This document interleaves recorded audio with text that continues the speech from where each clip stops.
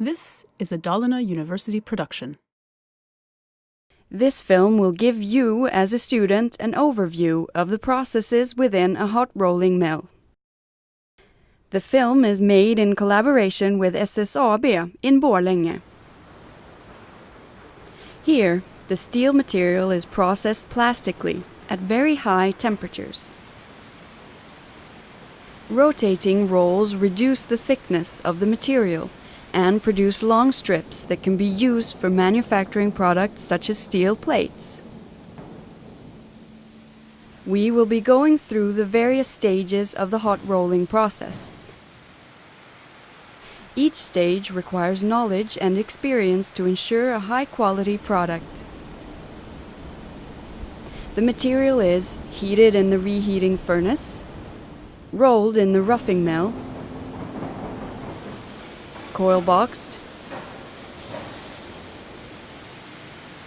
roll in a finishing mill, cooled and coiled. Before the slab can be processed, it must be heated. The slab is continuously cast and has the dimensions required for the final product of a correct weight, width, and thickness. These furnaces heat the material to about 1200 degrees centigrade. 2 walking beam furnaces feed the material through the oven. The heating is especially important as it affects the properties of the material. If the material is not sufficiently heated, incorrect material properties will arise. This is due to carbides and nitrates failing to dissolve. During the heating process and the transport to the roughing mill, the hot material reacts to the oxygen in the air, and a mill scale consisting of oxide is formed on the surface. If the oxide layer remains on the material during rolling, the layer risks being rolled into the steel material, adversely affecting the surface quality of the final product. The material must undergo a mill scale cleansing before rolling. In order to cleanse the surface, water is sprayed at high pressure, 160 bar.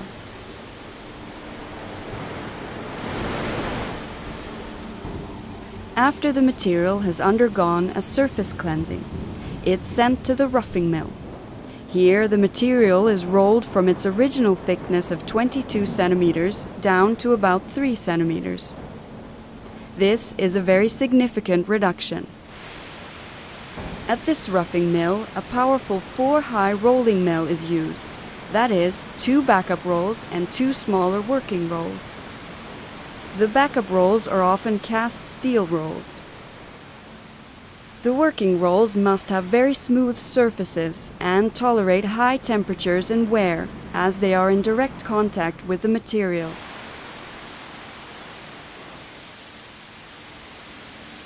This particular material is rolled with 5 passes, where 1 pass means that the material passes through the rolls once. The material is surface cleansed several times during the roughing mill process to remove any new traces of mill scale. In order to control the width of the material, vertical rolls are used.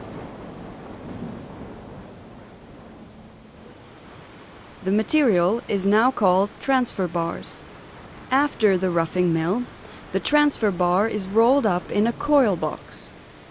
The coil box's primary purpose is to save space, but when inside the coil box, a temperature equalization also occurs. The temperature difference between the ends of the material is minimized as the transfer bar is coiled together. When the transfer bar is removed from the coil box, it has a temperature of about 1050 degrees centigrade. The ends of the transfer bar are cut off and the bar undergoes further mill scale removal. After this, it's time for the next stage, the finishing mill. This mill consists of 6 stands in the shape of 4 high rolling mills. Here, the transfer bars, now called strips, are rolled into a thickness of between 16 and 1.8 millimeters.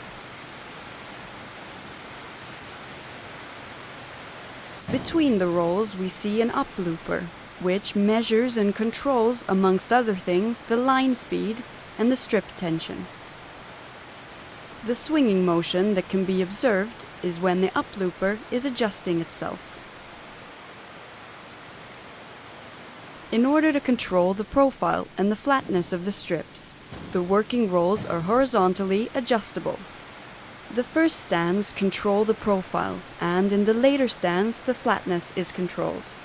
It's very important to have a correct strip profile and flatness before any post-processing starts.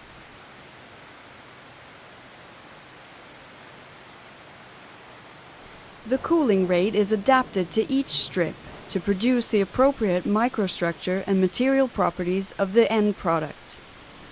When the strip has passed through the cooling section, it's coiled in. The temperature during coiling varies between 150 and 750 degrees centigrade, depending on the properties assigned to the material. After coiling and the subsequent cooling, the strip can be sold directly to the customer or undergo additional processing stages, for instance cold rolling.